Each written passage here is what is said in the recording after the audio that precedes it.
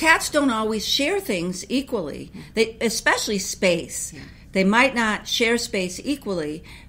So you really need to have the resources spread around so they can get to them without meeting each other. And a lot of the problems that we see in companion cats, fighting between cats in a household, urine soiling, urine marking, are over the resources. Yeah. Sorry for Saying Sorry Media presents the PurrPodcast, the best podcast for feline medicine and surgery with tips, tricks, and updates for the entire veterinary healthcare team. If you're dying to know more about cats, keep on listening. Here are your hosts, Dr. Susan Little, famous cat vet and textbook author, and Dr. Yola Kerpenstein, talented surgeon and social media geek. Hello, this is Dr. Yola Kerpenstein. And it's Dr. Susan Little. And we're here for this second edition of talking with Cat Talk. Cat Talk. Exactly. Talking about all your cat problems with the ultra famous. The amazing.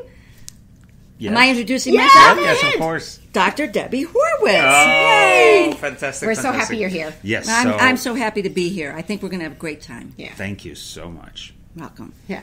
But there are also areas in the world where cats are not seen as very pure or desirable. Yeah. So it's not only the black cat, it's just cats in general. Why do you think that is?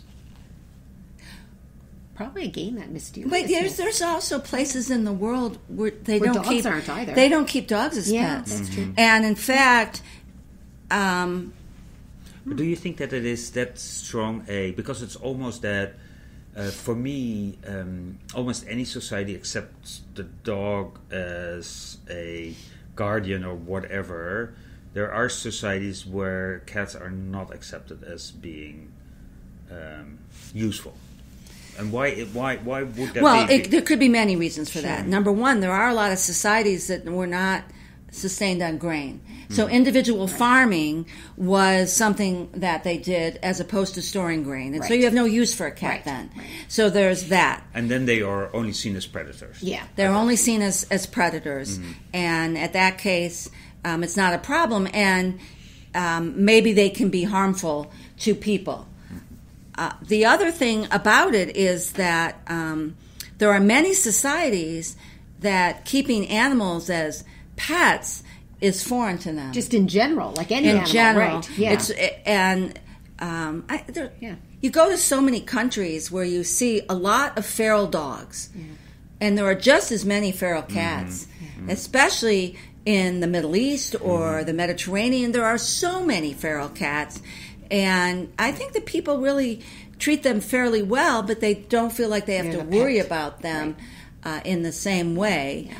Yeah. And societies differ. For example, Japan. Mm-hmm.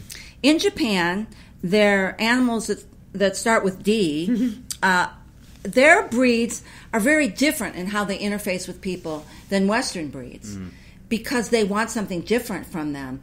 They want them to be very loyal to them only and unfriendly to everyone else. Yeah. And they want their cats to be very aloof. Mm. Because that's their whole society of communication in Asia is different than our model of communication. Sure. And their animals reflect the same thing. I never thought of that before. So when you're talking about where animals fit in individual societies, it has a lot to do with how they sustain themselves, their belief in what humanity is, and cats get tied up in that because they're so quiet and you can't catch them. Yeah.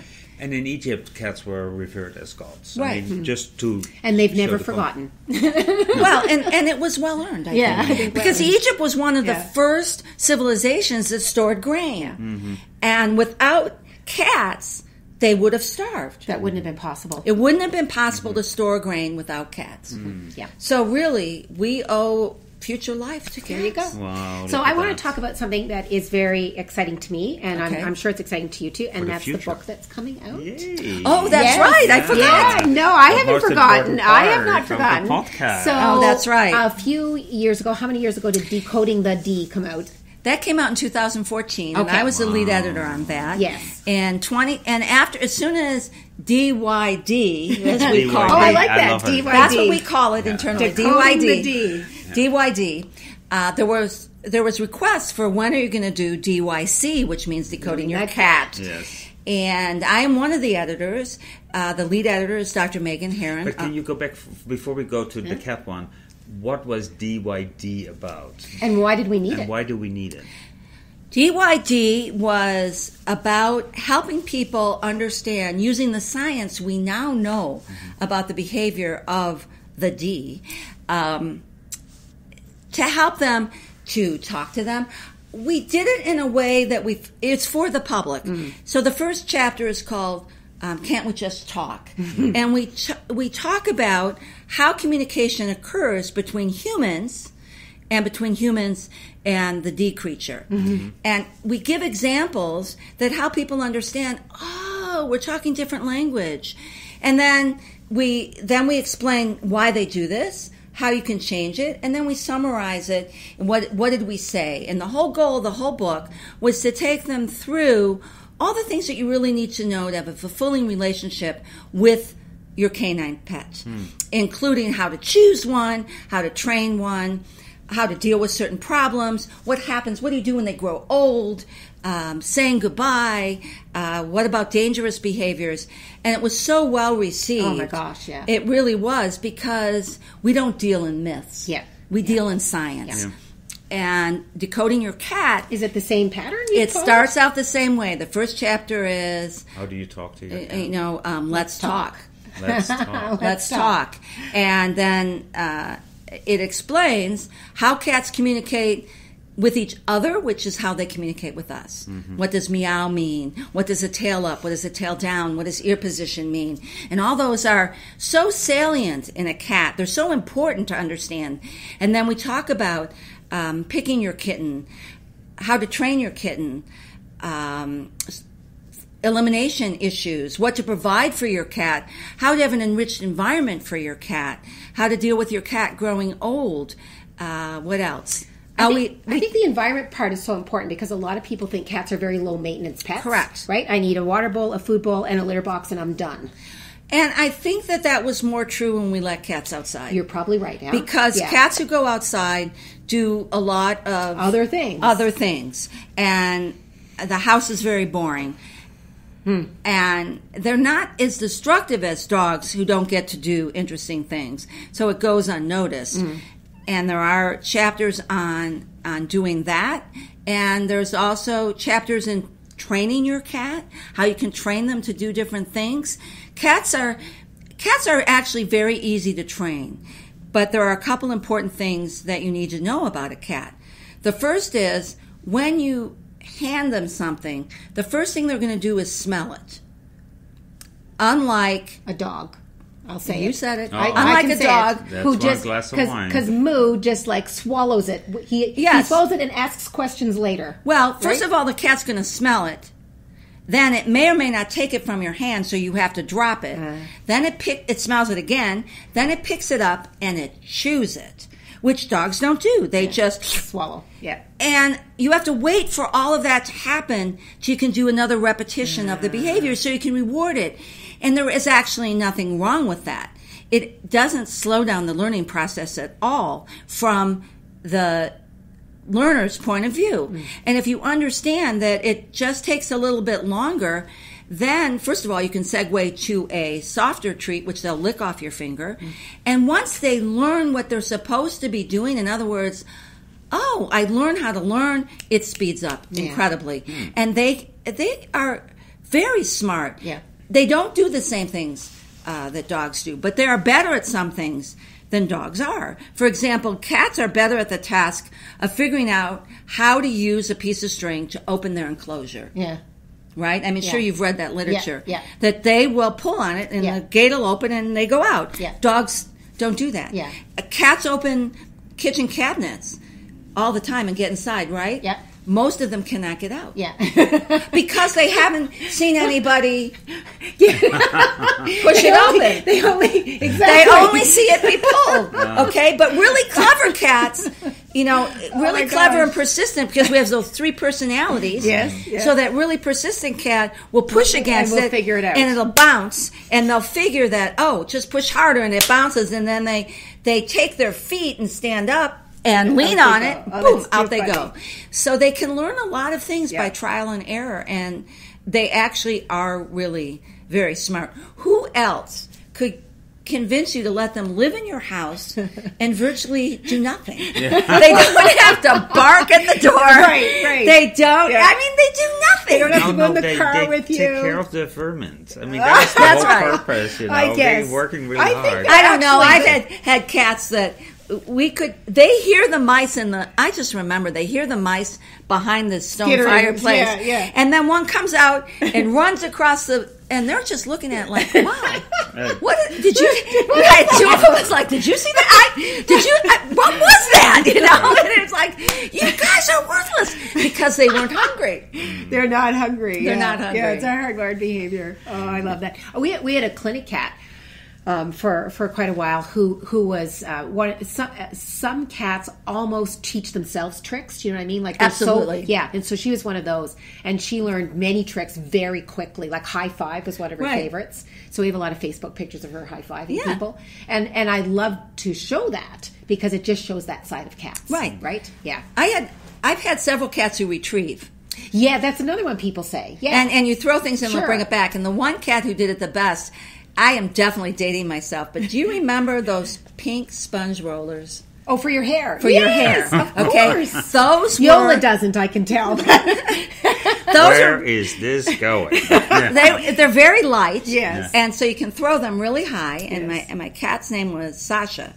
And she would sit next to you on the couch, and you would throw it up in the air, and she would launch herself and take her feet and throw it in her mouth. And she would land on the floor and bring it back. Wow. The higher you threw it, the higher she would fly. And she loved, and I had many clients whose cats would sit on a shelf and catch rubber bands that are, they really like that. Please don't do that.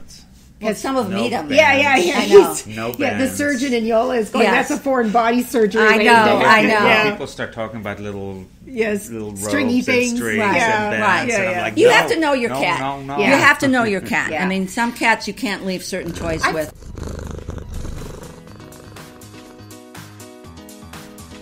The Win Feline Foundation has been funding cat health studies for 51 years. If you have a cat or have ever treated a cat, nearly everything we know was once funded by this nonprofit, totaling about $6.5 million. From understanding retroviruses, FELV and FIV, to more recently targeting gene defects responsible for HCM in the Ragdoll and Maine Coon breeds.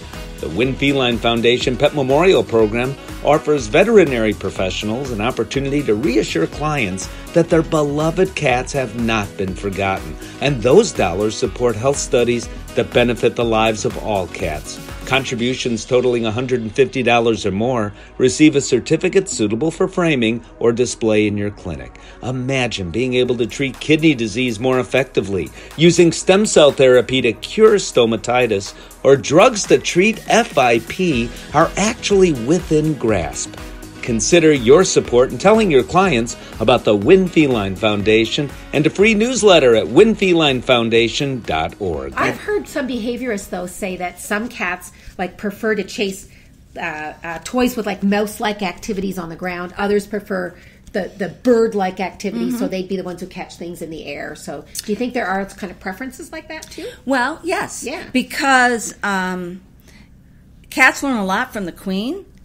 And what they learn, one of the things that they see her do, you mean? Yes. Yes. So they learn their litter choice from the queen. So where she eliminates is where they eliminate. They learn their prey choice from the queen. Oh. So, for example, I've had cats. I had one cat. She was a Hemi, and I mean, she couldn't jump. She could not jump on a counter. It was the best thing ever. But she was an amazing mouser because. Again, don't tell anybody, but I would let my cats outside, and I let them outside based on a couple of things. They had to come when they were called. Yeah. Mm-hmm. And they were never let out at dusk. Yeah. Because that's a dangerous time. Yeah. And what I've learned is that if you have a coddled house cat that you have let sleep in all sorts of soft places, they only have to stay out one night overnight, and they will never, ever do it again. I want back in the hotel. Correct. And I had a Labrador. So with the first set of cats, I had a German short-haired pointer. So I would hear some noise out there, and I'd say, Merlin, go get your girls. And he'd run out there, and he would always come back with the right two cats. And he knew which were his cats. He'd heard his cats home. He'd send them home. And then I would let my cat out with my Labrador. So... I love that. And they were really good buddies. Yeah. But I like to feed the birds. So I didn't want to start feeding the birds. You're quite a bird lover. Yes. I am a bird lover. Yes. And I had this cat. So I thought, well, let me see what she does. My cat, would bring, during the spring, every day, a mouse on the back porch, every day. You know, I caught another one. Well, thank you very much. I appreciate it. She couldn't catch a bird to save her soul. Really? Yeah. She would sit under the bird feeders, and they must have known she was useless. They would just come and fly. They wouldn't eat off the ground, but go on the bird feeders. She could not figure out how to do that. She grew up in a barn. Not in her skill set. Not in her skill set. Yeah. She grew up in a barn where she probably learned how to mouse. Yeah, yeah. So now, that if she makes was sense. starving, she probably would learn how to catch a bird. Yeah. Okay? Yeah. But, so yes. And so that would influence the things they like to play with is based on that. Some cats, only 60% of cats are catnip responsive. Yeah, that's another thing I think most people don't know, right? It's a sort of genetically controlled response, isn't it? Yeah. Do you know what gene? I think they know Somebody the gene. does. Somebody does. Yeah, there's the answer. Oh, you're Somebody very knows helpful. the gene. Thank you. Yes. I have a question, a total different question. So Good. Cats are solitary kind of creatures. But if you look at the lion and the lion pride, I went to Africa to a safari, and I love Africa. And you're there in between, and you see the lions work with each other, hunt with each other, and that sort of things. Maybe it's my perception. I see the cat hunt on its own, and I see the lions hunt with the pride. But lions are one of the few that do that. I know, Well, but why is that? Yeah. I'll tell you why. Oh, excellent. Cats are not necessarily solitary. They will live in groups. They choose to live in groups around aggregated food resources. So that's why you see them in dairy barns, where not only will they be fed milk, but there'll be grain there and there'll be mice. Yeah. You'll see them in fishing villages because, again, there will be fish entrails that are left around and there will be mice. But if food is sparse, then you can't support feeding together because a mouse only has about 30 kilocalories. Lions take down a really big prey that they couldn't possibly kill by themselves. So you need more than one lion in order to do that. And they do it by not only killing with their skill and their claws and their mouth, but with their ability to run them down, and that requires a relay, right? Yeah. Somebody heads out and is going at top speed, and that only can be done for a little while, and the next one comes. And when you look at the cheetah or a jaguar or one of the other cats, a cheetah especially is much, much faster. They kill different kind of prey. They're not going to take down a water buffalo. No, they take down smaller antelope. And then what they do with it is they pull it up in a tree and store it. And save it. Because they can't fight off anybody else. The hyenas will take it. And that's why.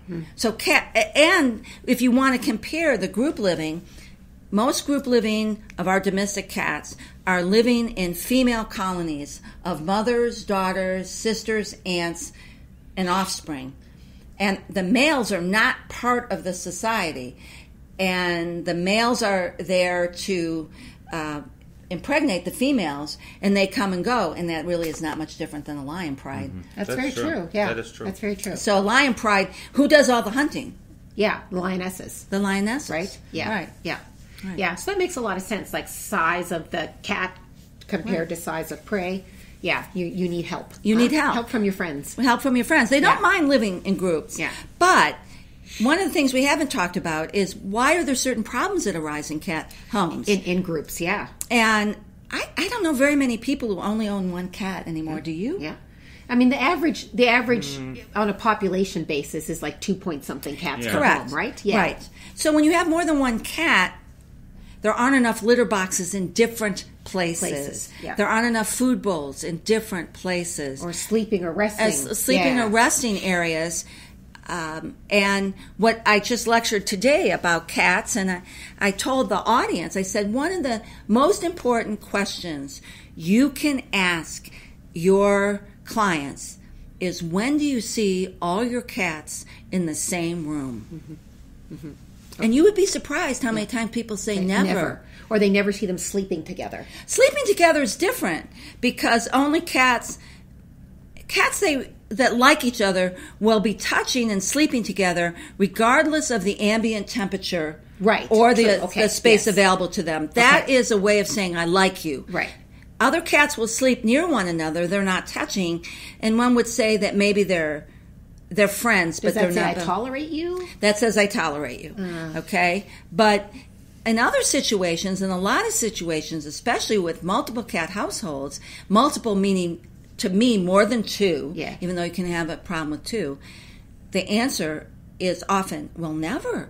Or unless I'm there, then, they're never in the Miriam will sit behind me on the couch, but if I get up to leave the room, she hides under the couch.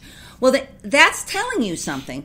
If the cat's not comfortable to be in the room with the other cats, then their social arrangement isn't compatible. So how could that cat be comfortable trying to access the litter box in a room with only one door, with a cat that they're frightened of could come in at any moment? Yeah, that makes sense. Yeah. We could talk forever. I know we could. So one more question. When is the book supposed to come out? Decoding Your Cat. Decoding Your Cat is coming out in 2020. They tell us the manuscripts is with the publisher now, and they are going to, of course, edit it and send it back to us. I'm sure they'll require no changes because we're all brilliant. Indeed. And I know that because I've worked with Debbie before. So yes. Well, and I have another book, you know. I do. I have my 5-minute clinical companion canine and feline behavior, which came out in 2018, and that is also a wonderful book. And we'll put the links in there.